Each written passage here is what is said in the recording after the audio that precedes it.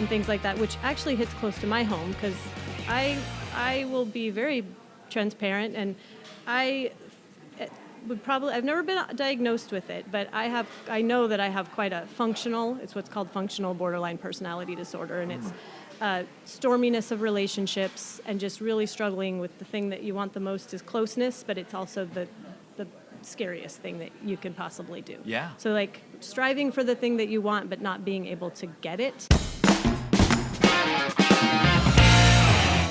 Hey, Islanders, and welcome to episode 197 of the Cardinal Voice. Today I speak with a licensed mental health counselor and the founder of Spectrums of Humanity.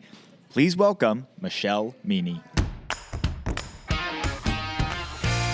Hi, I'm Brandon Erickson, and you're listening to the Cardinal Voice podcast, where I interview local business owners, comedians, singers, and more. I dive into their backstory to find out how they got where they are, what are some of the tips for you to do the same, and find out where they are going. Tune in every week as I interview more of the people you see every day. Hey, Islanders, and welcome to another episode of the Cardinal Voice, where we release a new episode every Tuesday. And I hope you guys are having a good week. We got Halloween coming up on Tuesday. My kids keep reminding me it's coming up. In fact, today being Tuesday, if you're listening to this on the launch day, it's coming. It's today. So, I hope you guys be safe out there. Have fun. Get candy. Take the candy from your kids so that they don't get sick. And enjoy that time. Over the weekend, I got to have my final soccer game for my son's soccer team. And it was a doozy. We lost pretty poorly. But it was neat to see the kids grow over the season. Not a great coaching debut for myself, if I'm being honest.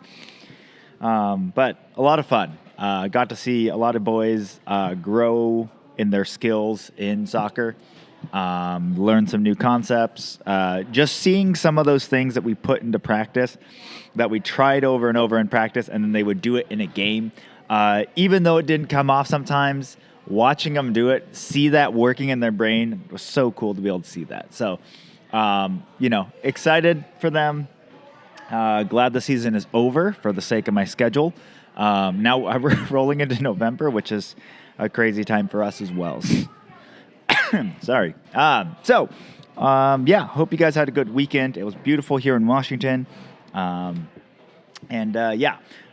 today I'm interviewing, interviewed before, now releasing my interview with Michelle Meaney, who is someone I've wanted to get on the podcast for quite a while now. She is a licensed mental health counselor, like I mentioned in the intro. She has her own business, Spectrums of Humanity. And, is really focused on, mental health and things like that, but is continuing to learn more in that. And we dive into all sorts of things in this conversation. We dive into her business. We dive into mental health and all the things that are going on in mental health, whether that be like things that hold people back or things that people are trying to achieve or why they're trying to achieve things. We get into all of that.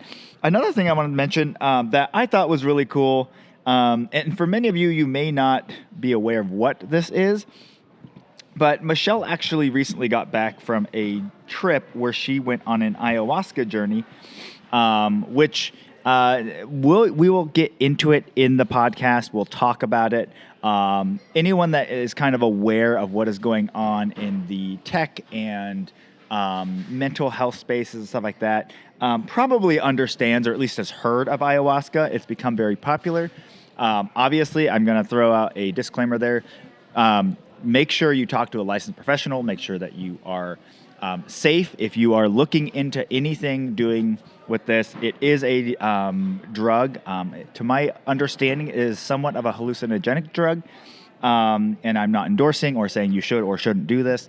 I am just mentioning as something that I have heard many different people talk about in the tech space or in the health space. who have gone through. I've never talked to someone in person that has actually experienced it and been able to ask them the questions of what is it like? What was it like for you? What different things did you experience? Did it feel like real life or a dream? You know, all of these different questions that I've always had when I listen to people talk about them. And so I was able to actually ask a lot of those questions. Again, it is something that people are trying. And again, talk to a health professional and do not just go running out and trying anything that you decide to try. So that is my long disclaimer, but it was very interesting for me to actually be able to hear someone's experience through that and what they experienced. So I thought that was fascinating. But again, we get into all sorts of other things. I talk a little bit about my journey and my journey this year. And all of that is leading up to something. I have some podcasts that I've recorded their intro, or sorry, not their intros, but recorded the actual interviews, and I will be releasing those on my normal schedule. But yeah, there's changes coming, and I will talk about that in a further podcast. But for now, enjoy my interview with Michelle Meaney. Hey, Islanders, and welcome to another episode of the Camino Voice. Today I'm here with a licensed mental health counselor and the founder of Spectrums of Humanity. Welcome to the podcast, Michelle Meaney. Thank you, Brandon. I appreciate being here. It's really such an honor. Yeah, I'm excited. So before we get started, tell us a little bit about Michelle. Man, that's the biggest loaded question that there is. Well, my first instinct is to just give you my roles, but I've also been doing a lot of work around that. So my roles are, I'm a mom, I'm a therapist, I am a worker, I am a homeowner, I just sold my house last month. It's weird saying I'm not at this point. But yeah, lately I really just want to speak more to my heart. Like I try to work more from a heart space, connect with people on this. Kindness is one of my favorite words. I'm not a fan of the word nice, but hopefully as we work through this interview, it'll kind of unfold a little bit. Because when I was younger, I was like very people pleasy. I wanted to do everything nice, and now I've come a long way over the course of my journey, and I'm really able to kind of sink in a little more and be more authentic to myself. So the whole of Michelle, I change. I really want, part of being on here is the idea to give us all permission to be fully human, not just our roles, not just one answer in a sentence. So yeah, hopefully you will unpeel more of me throughout the questions. But Awesome. I love what you're saying there. It reminds me, one of my favorite quotes from Into the Woods. I don't know if you know of that, but it's a play, and it's kind of like a retelling of some of the Brothers Grimm stories, but it's all kind of woven together. But one of the lines that they're trying to protect this boy who they want to give up to the giant so the giant will go away, or the witch wants to give him up, the other people don't want to.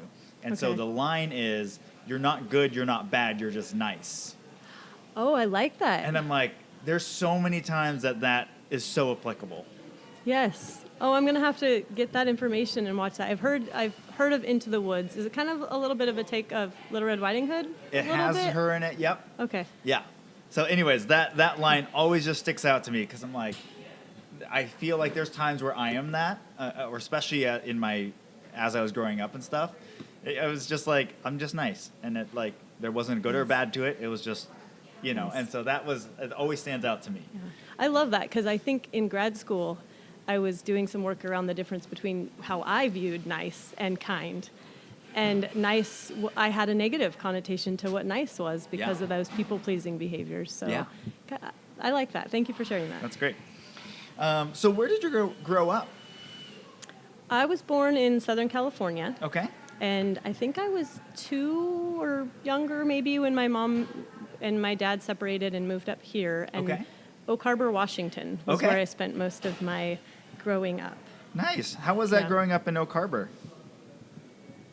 I have a lot of fond memories. Like, my mom remarried, and it went from me to instantly I had 2 immediate siblings. Mm-hmm. And then they had 2 more kids together. So it was like we had 5 kids, 2 adults. Wow. And all of my siblings were like half or step, which I don't really think of them that way, but just kind of how we separated out. I did always feel a little alone, like outside of the group, I think, because of that. But we lived in a very small trailer, and my dad was a logger. My stepdad was a logger. Okay. And my mom's cosmetologist. She did hair. And I have some fond memories of growing up there. We had animals. We had a little farm. We were all scrunched in together. My dad and I would fight over food. He wanted me to eat all of my food. And, like, we didn't really fight about anything except for I was always the one sitting at the dinner table, just, like, not finishing on time. So we had our power struggles with food. And, yeah, school, I had a lot of friends. I was really active. My mom kept us active in things, and clubs and plays and staying the night, friends' houses. But Oak Harbor, it was a small, like, not a huge city, small area, but we walked all over the place. Yeah. It was a different time, too, of course. Yeah. I'm 42 years old now, and this was up until I was 13. Yeah, we were all over. Yeah. Nice. And did you guys live in town then? Or did you kind of live on the outskirts of it? We lived on the outskirts. It was called Oak Harbor Road. Okay. Yep, and then my grandpa lived down below, and so there was like this gravel driveway that went up to the trailer. And I say that because I remember we would bring food down to him at night. Okay. And I would be so scared walking by the chicken coop with this plate of food to my grandpa. And it brought up, there was just those little kid fears. Yes, you know, of the course. dark and the trees. Yeah. So. Awesome. So then, as you were growing up, was there anything that made you think that, like, counseling and stuff was something you were going to aim towards, or what were you thinking you were going to grow up and be and do as you were getting older? I love that question because that is just the prime example of life taking us in whatever direction it takes us. I actually was going to be a lawyer. Okay. With one of my best friends, Taylor. Her name was Taylor. We were going to lawyer it up, possibly teacher it up. I had zero thoughts of being a counselor. Zero thoughts of psychology, which now I know it's all kind of intertwined, but yeah, that was not a goal of mine. That just unfolded as it unfolded. Okay. Over the course of the years. Nice. So as you were going through high school and stuff, were you looking at like attorney schools and things like that? Law school? Nope, I was looking at Western. Okay. I wanted to go to Western, and Western it actually has a really great psychology program, and it has a really great teaching program. Mm-hmm. But I wasn't. I knew I was going to college. I knew I was going to Western. Had some life stuff happen, 17 years old, I think, so I deviated from the plan. I started at Western, did a couple quarters, semesters, but I just took it a relationship path, and I was like, oh, they don't check attendance in college. So I was a straight A student all through high school, all through my whole life. Yeah. And like I said, I was kind of that people pleaser, do it all. I wanted that success, but I had, like, my inner world and my external world were very different. So I did the check marks of the boxes because I felt like I had to. I had piano lessons and it did all the things.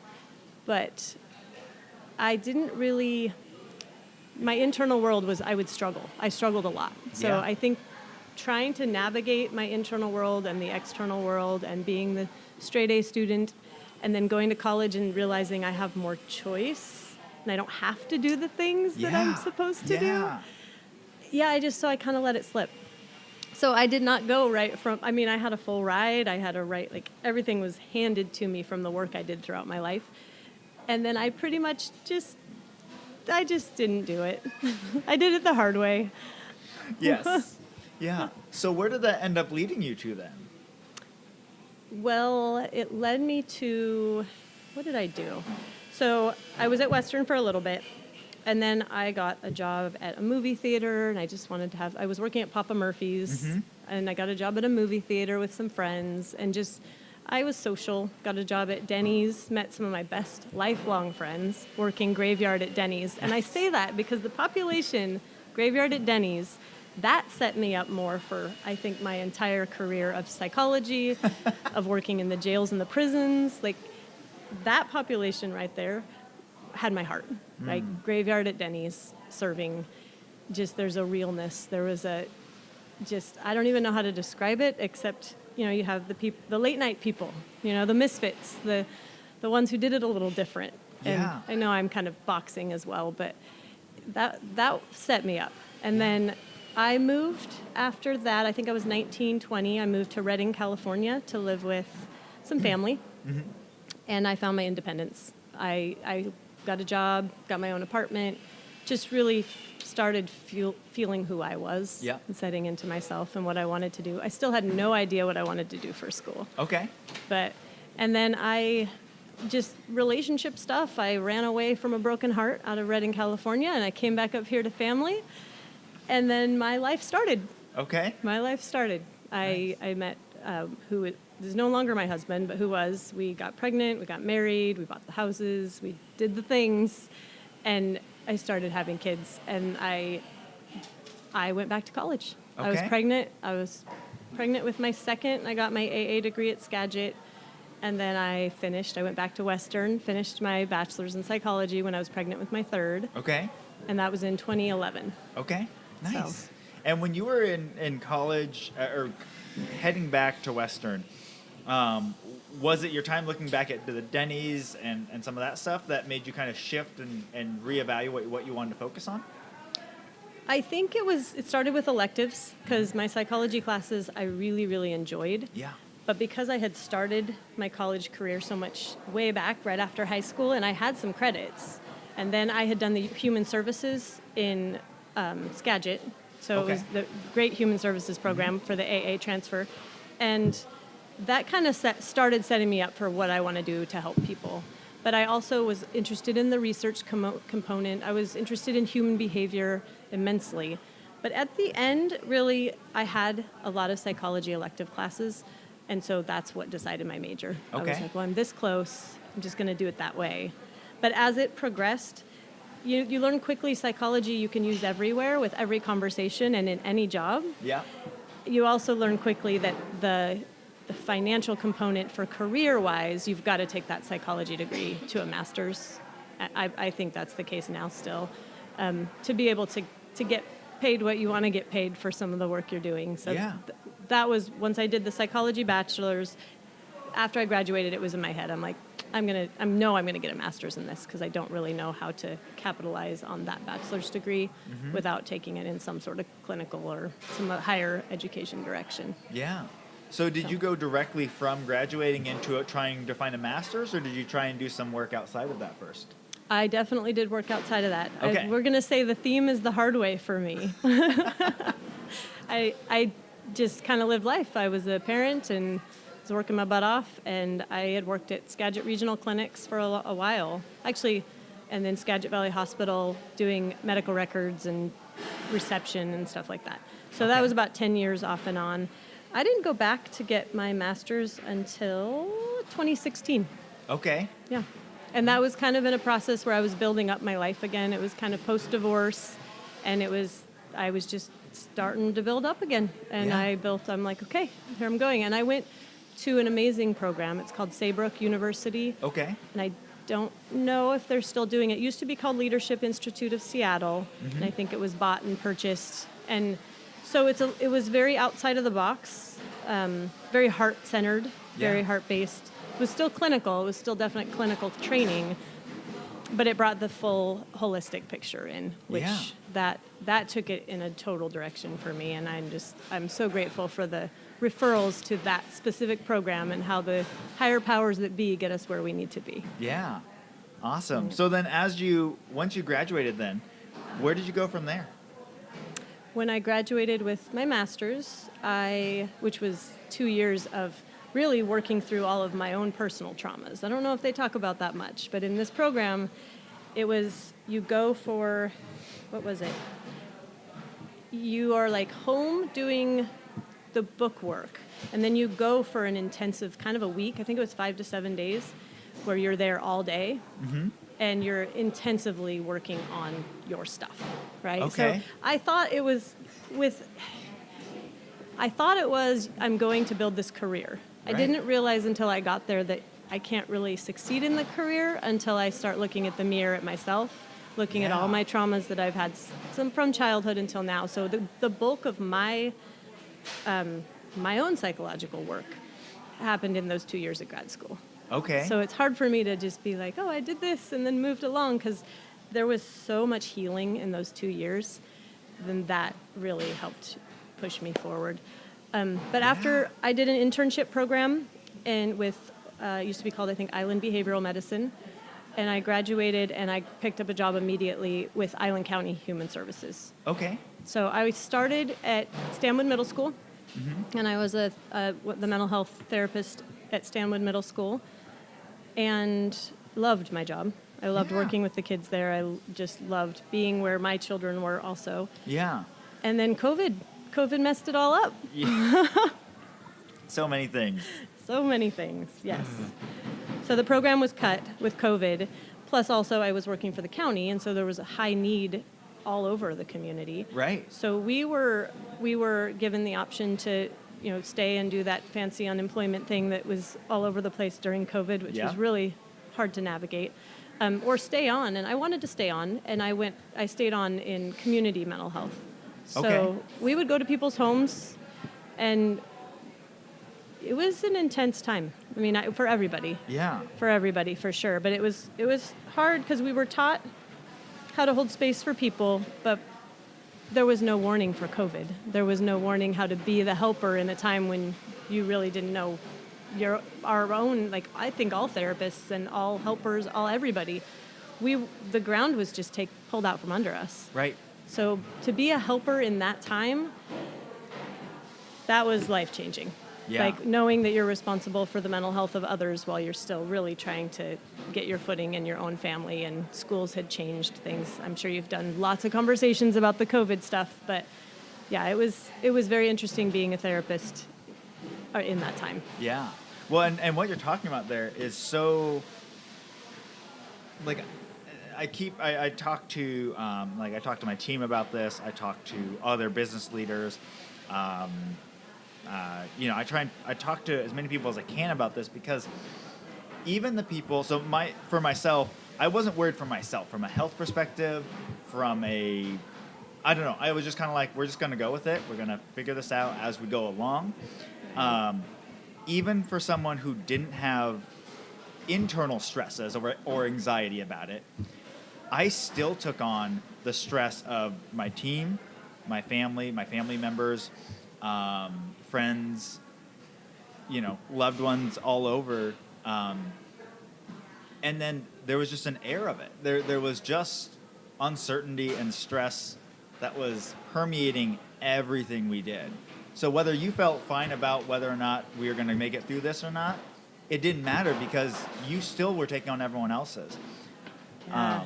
And so I'd be curious, from your perspective, what were you seeing in the houses and the homes when you were working with people? Well, thank you for bringing that up, because that collective piece is it's such a huge piece. Like, isn't it all? It's like, how do we manage that individual us and that collective connection with others, and being able to take on that energy or not, or recognize what energy is ours and what is others, and how do we even separate that? Yeah. Right? How do we separate that? So that collective piece is huge, and I think there was just so much. I saw a lot of loneliness. I saw a lot of isolation. I saw a lot of fear, a lot of just panic, a lot of sadness. A couple lives were lost, so that was hard to experience and be part of, and hold space for that. Did you feel it? I just felt that energy, like it. And even now, I'm still working with clients that are picking up the pieces from that time. And I think when we kind of shifted back in, once time moved and we shifted back in the way things are, there's still so many gaps, and there's still so much trauma that happened for so many families, collectively and individually, that I'm just really glad that it's still part of the conversation, at least even in this space, because it's still that collective remnant is still there. Yeah, absolutely. And I think that piece. We're seeing it we're seeing it in the mental health. We're seeing it in the health side as well. That we're still seeing the ripple effects of COVID, not of the disease, not the actual disease part, but that the health system was backed up. That people that got their normal checkups on things that should have been caught weren't able to get those checkups, and now those things are happening, and we're seeing this ripple effect of that on top of what you're talking about, which is we haven't really recovered still. We're mentally, and this is one of those things that I don't think this generation or the generations that were infected here, it's going to be like the Great Depression. It's not going to leave us. It's something that we will always have. And we have to work in that. We have to live in that. And, I just feel like we have to continue to give grace to people as they're working to do this, because there's just, every time you're like, okay, I think we're kind of getting back to normal or whatever, like something else happens with someone else, and for whatever reason or whatever thing comes up, and you have to sit in it again. Right.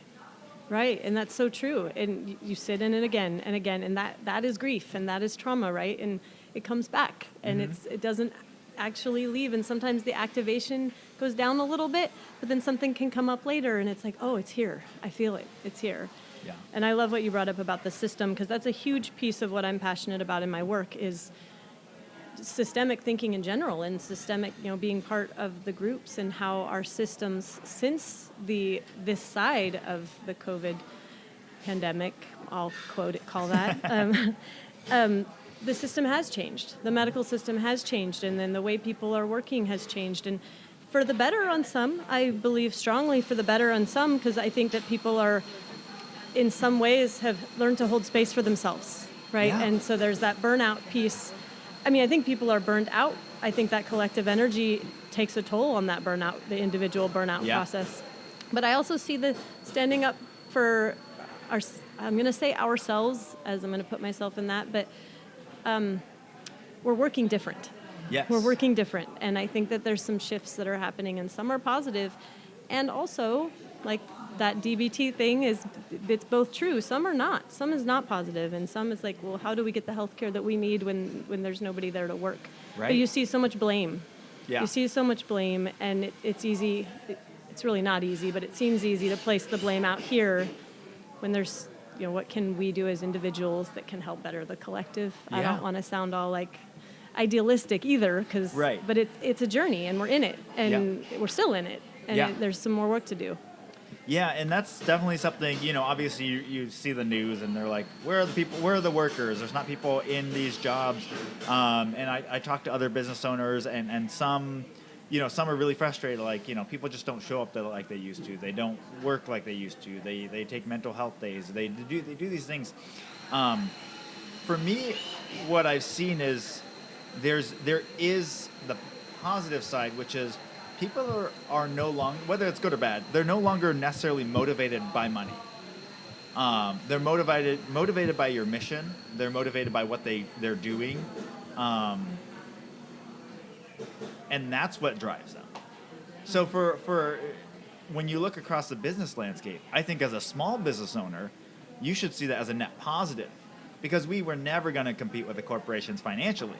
Right. But we can compete with them on what our mission is and what we do for our communities. Right. And I'm smiling so big when you say that, because I think that that's going to be the better world, right? If we can stay more grounded in our values, more grounded in our passion. And with technology, like, our world is changing so much. And I've heard said before, like, how can you be special when you're just one person? But you're one person who has a specific set of experiences, and the only set of experiences that have come together in this one space and time. And yes, I am a clinical therapist, so I always hesitate talking a lot about energies and things like that, but I think that's a positive, where more and more people are grounding in their values and what they want, and holding those boundaries a little firmer. And it's hard to do. And then I think it can also deter some, because it's changing. There's so many changes a lot of people are doing. Like, even, I'm assuming part of your work here is the individual, like, talking to people and hearing stories and hearing experiences. Like, that changes the collective. Yeah. That gets, I think, what is it, Brene Brown? Don't quote me on me quoting her, but she says something about, like, shame can, like, go away or something like that when stories are told in safe places. Yeah. And that brings me back to, like, giving us all permission to be fully human, not good, not bad, both. Yeah. I'm not quite ready to move into the nice space yet, Yeah. but we are good and bad and everything in between. And especially for providers, and I do feel like there's a expectation for providers and special clinical providers to hide or really put their dark side in the shadow space and not be, we can't be out there with it, right? So it's almost like suppressing a part of our humanity. Yeah. And this giving us all permission to be fully human, to me, means let us be good and bad and Yeah. everything in between. And how can we change the system to where there's space for that so we can support those when something negative happens or when there's something that causes a shift in, our career because of a behavior and I really say this because COVID, you saw a lot of it. You saw a lot of providers, like, they couldn't hold the ground anymore. So you could see their behaviors shift. You could see different, like, addictive or substances or things like that. And I'm coming back full circle to the point, like, I think that part of that is a reason why our system it's harder to find workers. It's harder because the people who are trained to do the work are also struggling. Yeah. And they're struggling in mental health. They're struggling in holding that trauma in that space for everybody. Yeah. And I'm going to say that. I'll be the first to say it has been a struggle. Yeah. And I think more of us as providers, as professionals, need to talk about our own personal struggle. Yeah, absolutely. Yeah, and you guys see so much of that under the underbelly of society and what people are struggling with and dealing with. And, Right. It is. We're all working through that. None of us have it together. No, thank you. None of us have it together. Can that be the theme right now? Right. Like, none of us have it together. And that's okay. Yeah. And that's okay. Yeah. And I think for me, like, my little girl self that felt like I had to have it all together, and then that splitting of the internal and external world, like, out here I got it all together, but over here, I'm struggling inside. And I saw it at the middle school with the students that had, like, the perfect grades, and, like, a lot of them were internally struggling. Yeah. So having that idea that just looking through the one lens of grades or the one lens of how they show up in society doesn't mean that internal struggle isn't real. Right.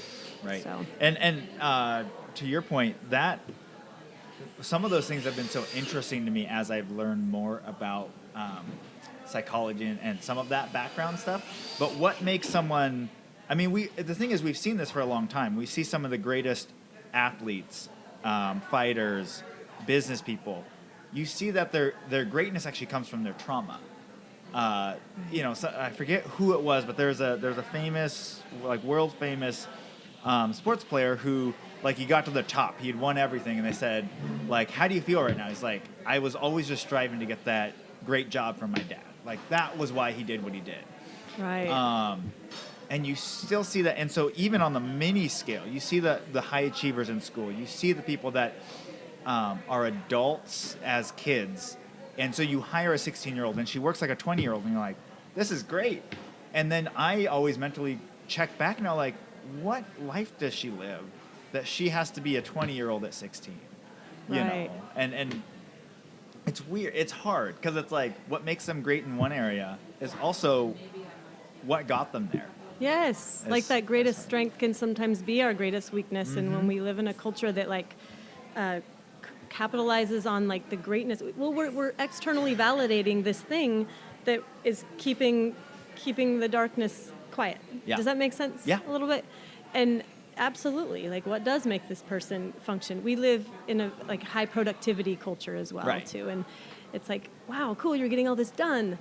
But I want to hold space for integration, just being able, like, where we don't have the productivity, where we have it, right? But then we can sit, like, I think even in some religions it says on the last day you just rest, right? Yeah. And I'm not, like, saying that for any reason other than, like, the integration space Yeah. is so important. And just knowing that there's things happening in the subconscious, Yep.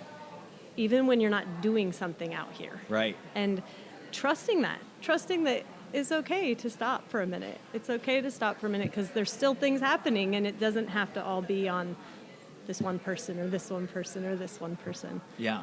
But I love that you think about that, especially as a business owner, like who you have working for you and how, because we all have the different lives, and we all came to be how we are in different ways. But I like to work with the shadow, like that collective shadow. Collective shadow is the darkness that we all kind of suppress. And even though, like you said, with the traumas, people who are famous, like it's the traumas. Yeah. We as a collective still shy away from them. It's Yeah. hard to look at them. It's hard to look at other people's, and we project our stuff, and it's just a dark space. Yeah. And it's hard. And Yeah. so I get it logically, but also I think the more we look at the shadow, the more we connect and we integrate, and we can peel away some of that stuff that I guess I'm going to call it negativity, but darkness, reactivity, defensiveness, like all those things out there that we don't want to talk about or we don't want to like feel in here. Yeah. Yeah. So.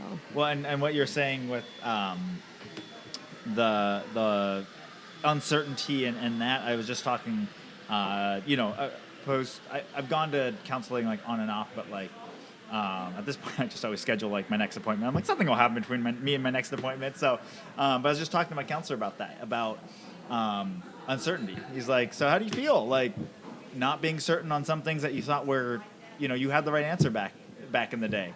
And it's like, I don't know.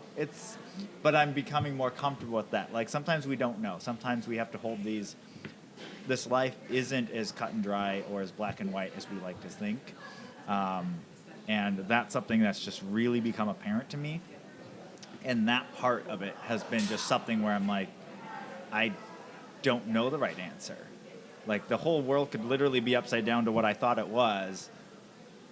And I don't know if that's right or that's right. And you have to be able to live in that uncertainty and that uncomfortable not knowing what the right answer is. And it's so hard, especially when there's all these narratives from when we're young saying this is what you're going to do. This is the answer. You do this, do this, do this. Yeah. And then just like that professional you were talking about, you get to the top and you're like, but wait, why doesn't it feel like everything is perfect now? Because I did all the things I was told to do. Right.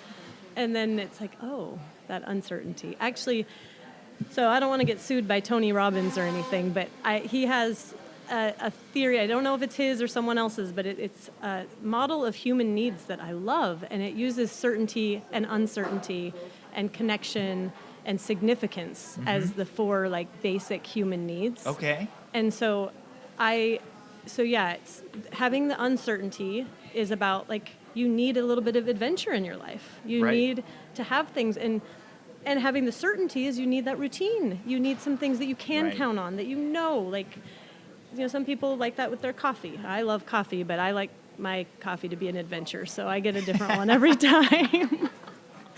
But like knowing that you can, you wake up and have water running, like there's those certainties and uncertainties, but that significance piece is we want to be significant. We don't really know how. We think we do or we're told to, and we do our journey as we think, but then it unfolds as it does.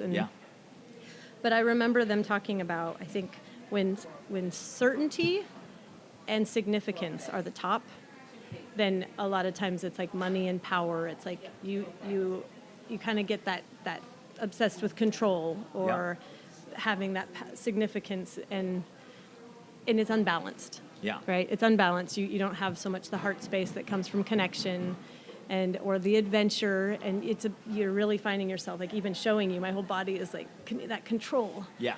And we want the balance. So I love that basic human need model because you can put anything in there. Yeah.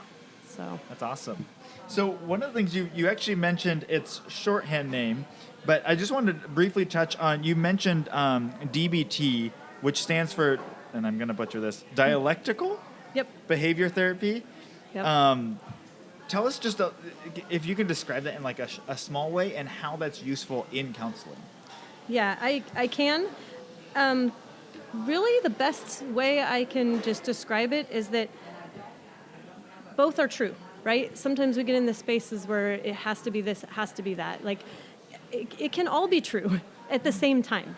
And so I really encourage you to, if there's so many resources on DBT, but both can be true. They use it a lot in borderline personality disorder and things like that, which actually hits close to my home because I will be very transparent, and I I've never been diagnosed with it, but I know that I have quite a it's what's called functional borderline personality disorder, and it's storminess of relationships and just really struggling with the thing that you want the most is closeness, but it's also the scariest thing that you can possibly do. Yeah. So like striving for the thing that you want, but not being able to get it. Yeah. And in my personal life, that has been so I've shown up very successful. I am very successful.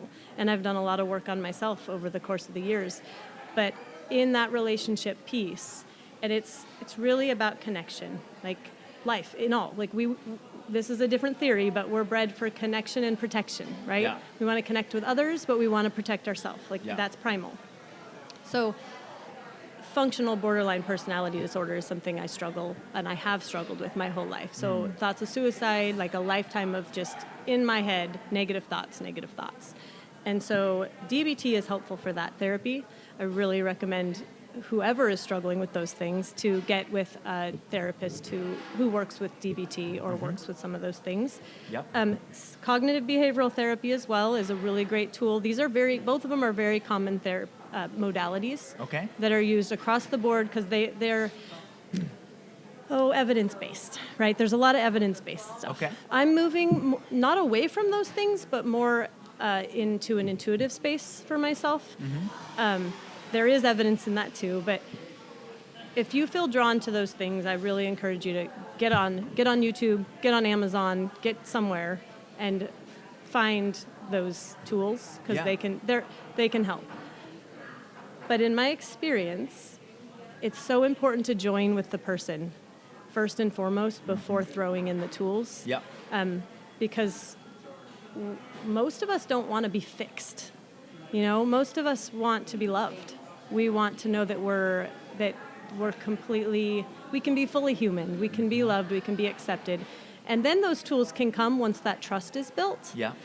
I think sometimes we come with these therapy modalities and like, this will fix you, this will fix you, this will fix you. And I don't think anybody's really broken. I think so much of our behaviors come from just traumas and how we work. I think CBT I really encourage people to look up thinking errors, because that's my favorite part of CBT is the thinking errors. Noticing the thought processes that you have and how they are getting in the way and how they are not serving you any longer. So, like, one common one most people probably know is black and white thinking, right? So it's, if this is true, then this must not be true, right? There's only one truth allowed. There's only space for the one. Yeah. Or catastrophizing. So that's another example. So something happens, my emotions get all over the place and I can't handle it, so then my whole life must be over. Right. Like, it's not just one thing. It's almost like I think of like the rock at the top of the hill and it just falls down. And emotionally, like maybe you can relate to that. I know I can. Like when I get my emotions super activated, it feels like a catastrophe. Yeah. But CBT helps you bring it back to like, oh, okay. Not everything is a shit show right now. I don't know if I can say that on here. I'm sorry. That's okay. I can work on it. Not everything is a mess. A mess right now. I'm sorry. No, you're good. And there's so many other truths. Yeah. And it's easy to say, well, what if this bad thing happens? What if this bad thing happens? What if this bad thing happens? Okay, cool. I can meet you there. But what if this awesome thing happens? What if this other awesome thing happens, right? And also hold space that you've been through all these bad things, so your mind, your neural pathways may be taking you straight there, like, because that's what you know and that's your experience. But let's start, like, paving the way. Like, I like to think of, it's funny because I just did this the other day with my brother, just going in the woods, randomly, no trail, right? So if you're on a path and there is a trail, you know exactly where to walk, right? And you just walk it because there's a trail, right? Even if it's leading to a cliff, right? Most people are going to walk on it because there's a trail there. Right. And then you get to the end and it's like, oh, well, shoot, there's this cliff. And that's where you see a lot of the self-destruction happening, because it's like we make these pathways in our mind and our thoughts do that. And we just continue to solidify this thought, even if it's a negative thought, even if it has a negative outcome. But we have to do the work to make the new paths, and the work isn't fun. So let's imagine me and my brother in the woods, and we're trying to find anything different than what we were doing before, right? Right. So we're squishing down. We have to make a new path. There's spider webs in our face, and there's branches scratching us, but we're going that way because we don't want to go there anymore where it's self-destructive, even though that path is totally paved. Yeah. And then it takes a lot of time to do that new path, and it hurts, and it's not fun, and that's therapy to me.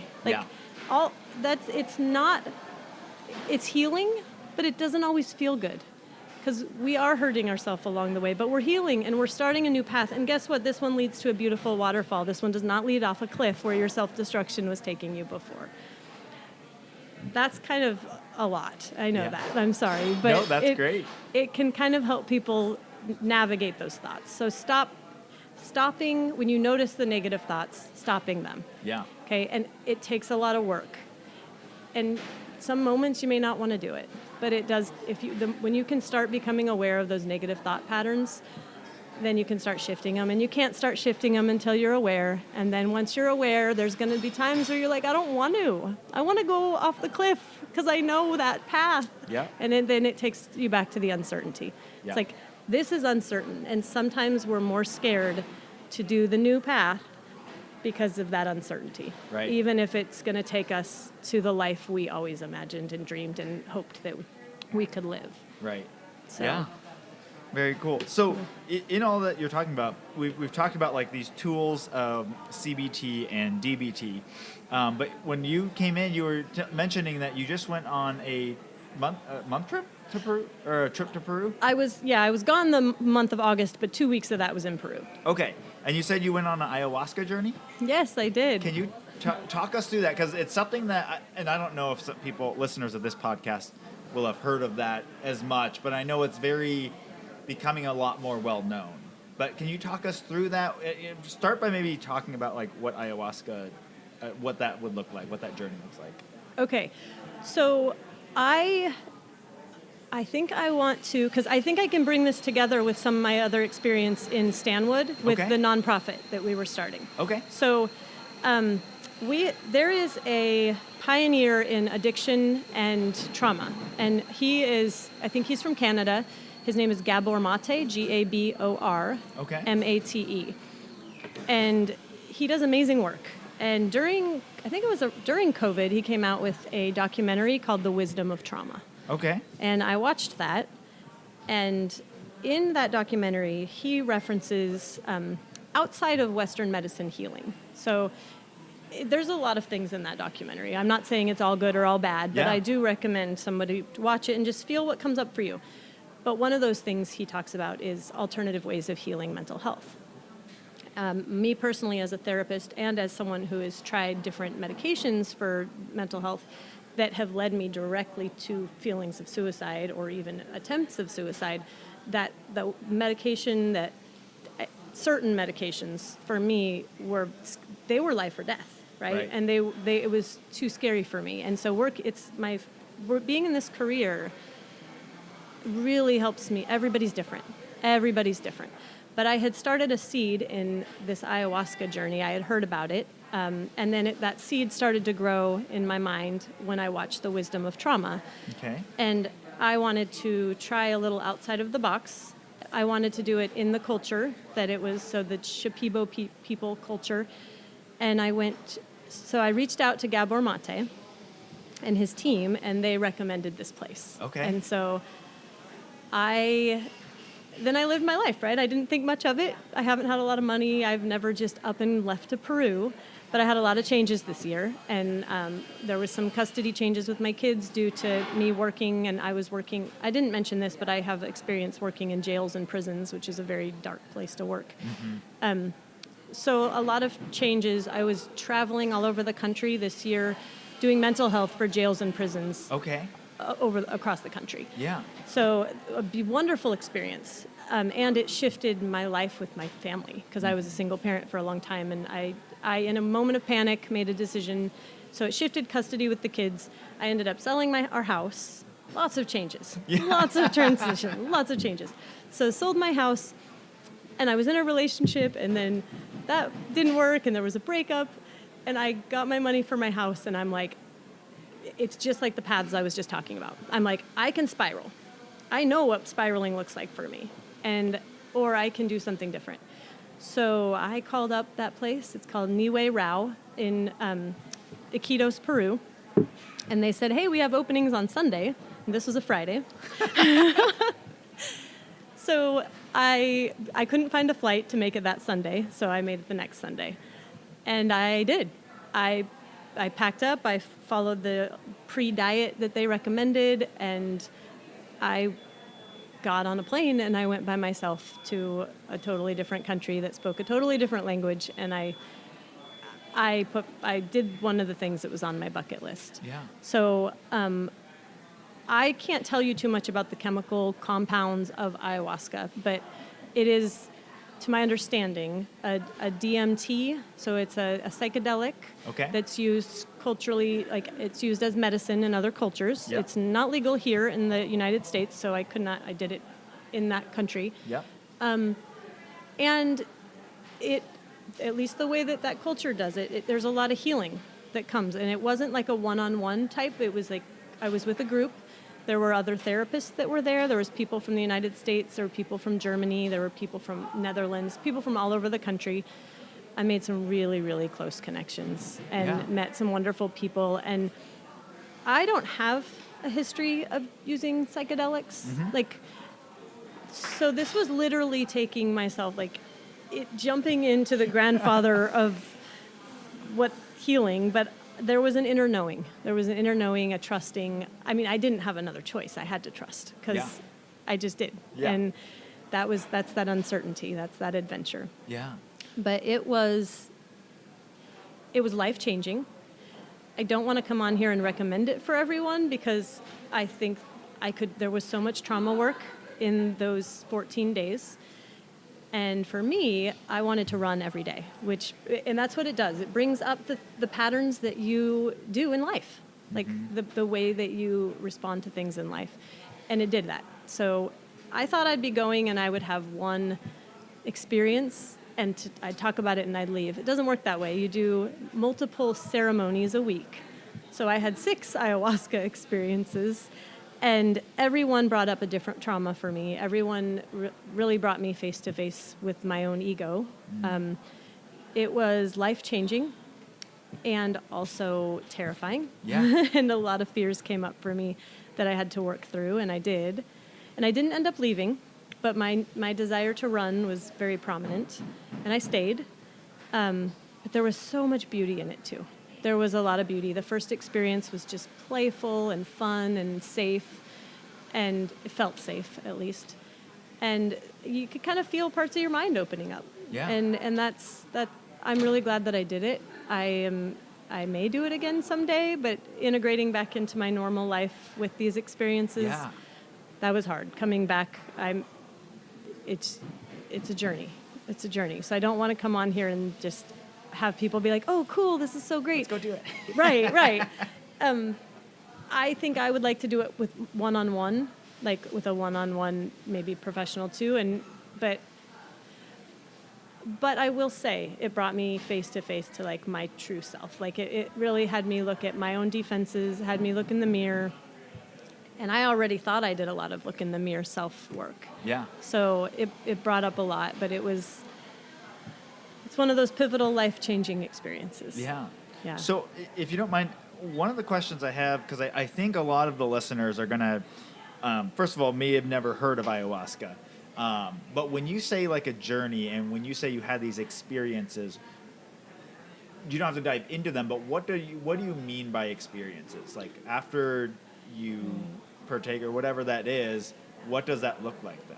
That's a good question. Thank you for calling that. So I'll just talk a little bit about like what the ceremony looks like. So we would go in, it's a big round building, and there would be mats all around the outside of the building.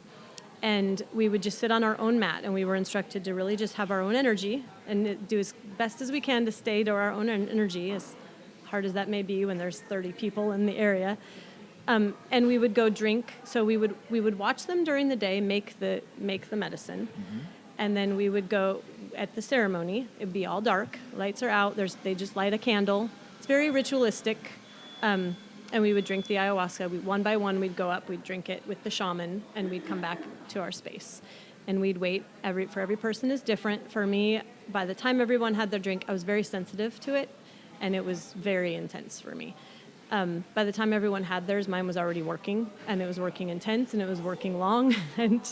But I didn't move, really. And my body moved a little bit. It was more of a in my head experience.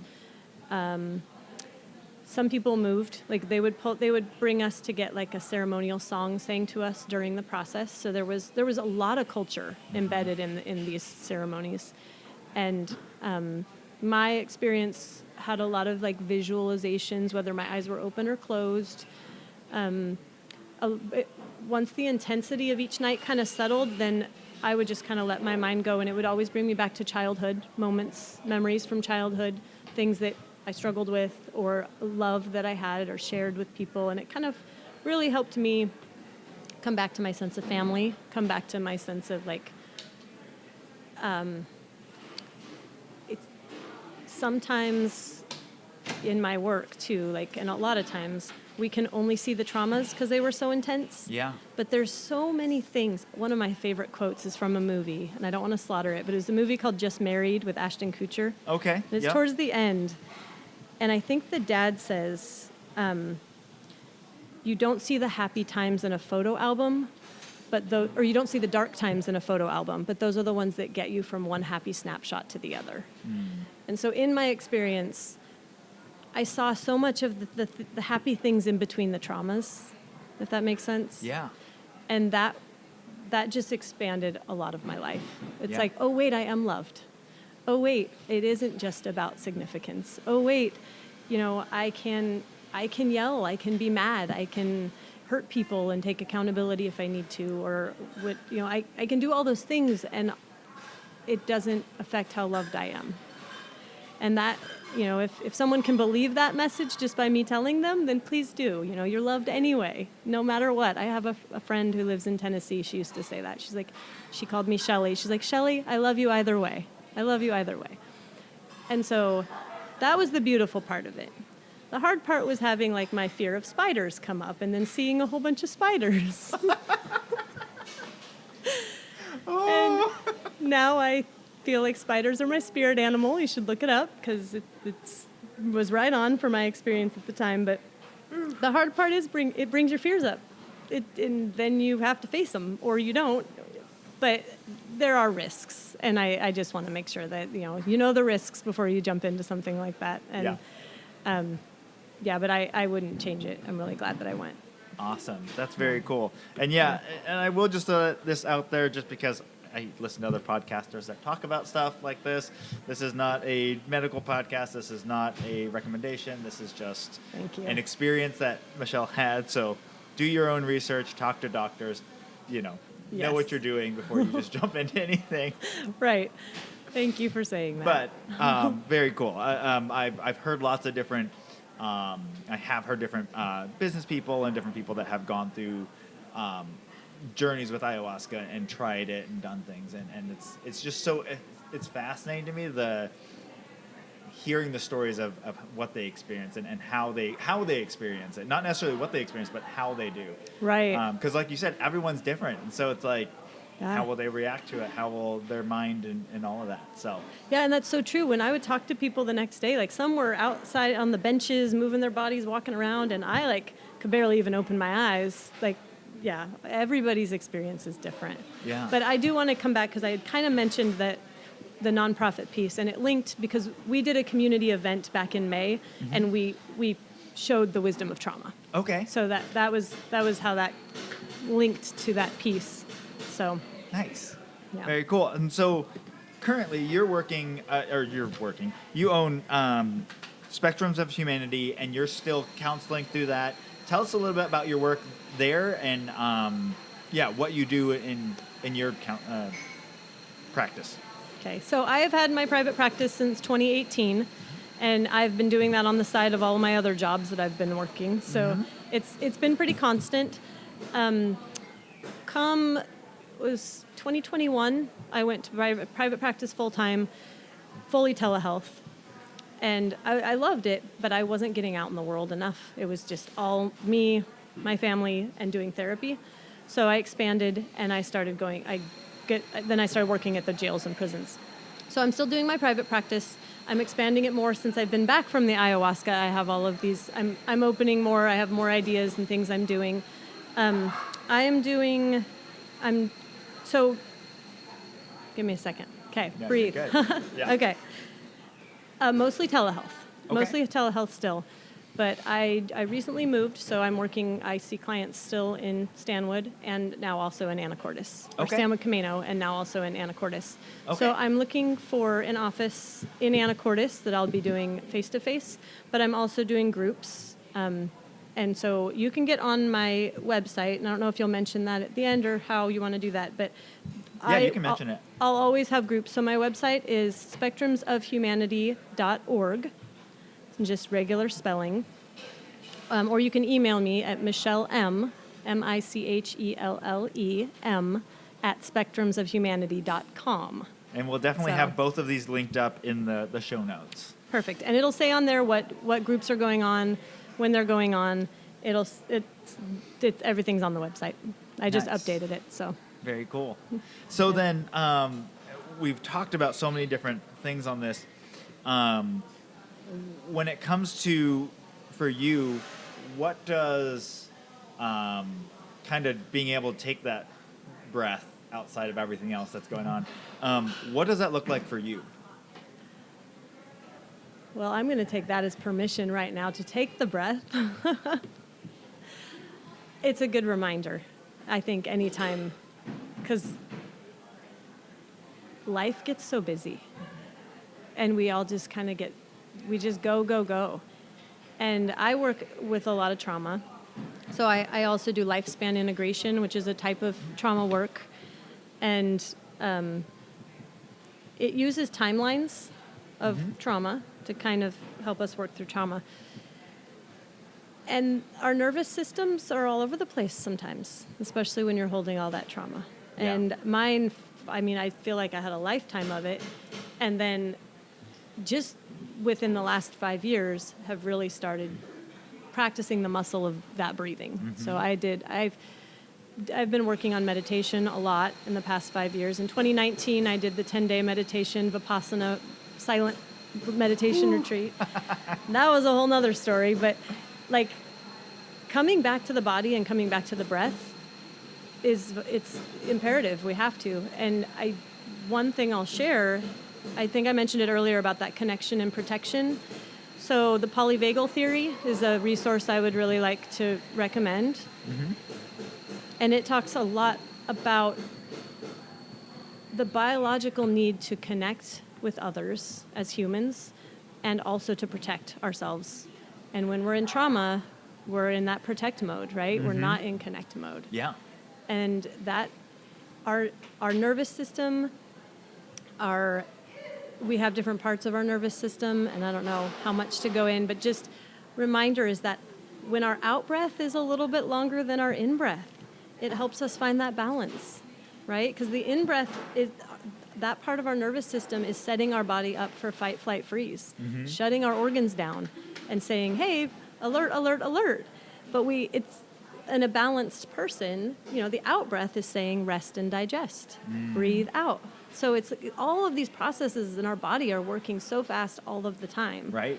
And if we're breathing in, like, it's like alert, alert, alert, alert. Right. Our body it's not resting and digesting. It's not getting the signal to turn all the rest of the organs back on that it just signaled to turn off. Yeah. And so that reminder to breathe is imperative, and then practicing it, that out breath, making sure it's long and slow, because we all can breathe in and then sigh, right? But that keeps us in that fight, flight, freeze kind of response. So you can learn more about that with the polyvagal theory, but that's one of my favorite reminders is just that out breath, methodical out breath. And then it can remind you to take a deep in breath and then slow. Like, especially working at the jails, I've noticed people don't want to be told to breathe. And I get that because it seems like such a simple thing. Like, I've been breathing my whole life. But I don't think any of us really know how to breathe. I don't think we've been really taught how to breathe. Some of us, yes, but the natural way, I think it is one of the best lessons that we could learn is how to breathe to regulate our nervous system. Yeah. So my life gets busy. I have fast family members. Like my mom's all over the place. She's a mover. She's a goer. We all are. I have to consciously say stop. Yeah. Like just stop, breathe, take a moment. Because especially when I start getting all wound up tight, it's like, and I love that I can help my clients with that, but I have to remember it too. Yeah. So thank you for asking that. That's great. Yeah, and that's definitely that's a good reminder on doing that, taking that deep breath, and it's an easy, simple thing to be able to do. And there's a guy called Wim Hof, or the Iceman. Yes. And I remember when I started learning a little bit about him. For those of you who don't know, holds the record for like longest ice bath, all these different things. And his entirety of everything he's done is just built on breath work. He's summited mountains in like shorts and a t-shirt, and all of this through breath work. And so it look him up, but it's I was like, wow, there's so much power in just how we breathe. Yes. And it's I love that you brought up Wim Hof, because I think that was the YouTube thing I was talking about before we started the podcast. So get on YouTube, yes, play around with it, but remember the disclaimer of the medical. And that breath work is amazing. Yeah. It really can do a lot of things. And you don't have to go to Peru and do ayahuasca to get some of the effects. Breathing can get you some of those effects, in so many ways, but do it carefully and do it cautiously. right. Yeah. Do it sitting down or laying on a couch or something. Don't Right. do it Please don't do this driving. Yeah, no. All right. And I love that you're bringing these pieces up, because I have such, I value the CBT and the DBT that you're asking about. And there's so many other modalities too that I don't think our culture really just hugs, and brings in and says, but there's so many things that can bring us back to our body, and we can use them together, not Yes. to discount one or the other, but Yeah. use them together. Use that muscle of changing your thoughts, and also one of the DBT ones I didn't mention was holding the ice cube, whatever you can do to change your state to help distract you from some of those intense emotions. And breathe and look at the shadow work. And I don't want to overwhelm you by saying do all of it, but find what works for you. Yeah. Right? And find a therapist that you feel can help you through that space. Yeah. If therapy is the direction that you're interested in. But I do believe everyone needs someone outside of family and friends to just hold space for. Yep. Absolutely. Awesome. Well, I like to end every podcast with some rapid fire questions. The first one is, what purchase of $100 or less have you enjoyed the most in the last 3 months? Buffalo Wild Wings. All flats, extra crispy, Chipotle barbecue dry rub, ranch on the side with veggies. Nice. Where do you get those ones? I get those at Buffalo Wild Wings in Smoky Point. Okay. Now I'm going to go there. Yeah. Who is the most influential person outside of your family in your life? Ooh, this one's hard. I was thinking of this on the way here, but I forgot the outside of the family part. Okay. Yeah. Sorry, Grandma. I'm going to have to find another one. No. That's all right. No, a friend of mine, his name was Johnny. He passed away in 2020, which was a huge trauma. He was my field training officer at the prison when I worked as a correctional officer in 2013. He said straight up, I don't want you here. I don't like you. He was this darkness at first. And then we developed a friendship, and I watched him change the world, and he went into network marketing. He's just the bravest person I know, and it wasn't like a romantic connection. He was one of my soul friends, and I'm sad that he's gone, but he's got to be doing something in the soul space up there. Nice. All right, this is a fill in the blank question, and maybe you've already done this now, but I know this is weird, but I've always wanted to blank. Oh, I know this is weird, but I've always wanted to. That is one I don't know if I have, because I feel like I just did it. I was going to say. I feel like I just did it. Yeah. That's it. It's got to be the ayahuasca thing. It's got to be the just jump up and go. But I don't think this is weird, but one thing I have always wanted to do is hot air balloon. I really want to experience the hot air balloon. Nice. So. Very cool. All right. Who's an interesting or fascinating person that I should interview next? Oh, interesting or fascinating. I don't have someone particular in mind, but I don't know all of who you interview, but I don't know if it's just clinical. I would like to see someone who doesn't have any fancy credentials, someone who works just in the community on the daily, maybe a business owner somewhere who just is out there with people. You know, one of the reasons I started listening to your podcast is you had someone on here and he was like, just love people. People just want to be loved. And yeah, I want to hear from everybody from all spectrums. Yeah. I want to hear from the shadow side of Stanwood Camino. I'm quoting shadow side. Yeah. So, and maybe something, a simple job, but that we can honor. Yeah. Yeah. So Very good. All right. And lastly, what piece of advice would you give your 20-year-old self? you're going to be okay. Yeah. Keep learning who you are. Stay true to yourself, your authentic self. And you're going to hurt people. You're going to make people mad. You're going to do all the things. And that's okay. And it's okay. So stay true to yourself no matter what. Yeah. Very cool. Well, thank you so much for joining me on the podcast today. Thank you for having me. It's been a lot of fun. I really appreciate you. Yeah. All right. All right. And Islanders, I will talk to you on the next one. Well, a big thank you to Michelle Meaney for joining me on the podcast today, and thank you for listening. If you haven't already, be sure to rate, review, and subscribe to our podcast on your favorite podcast platform. It really helps us be found by other Islanders like yourself. And for more information on this episode or things that we talked about in this episode, you can go to the show notes or you can go to CaminoCommons.com/podcast. That's CaminoCommons.com/podcast. Thanks for listening and see you next time.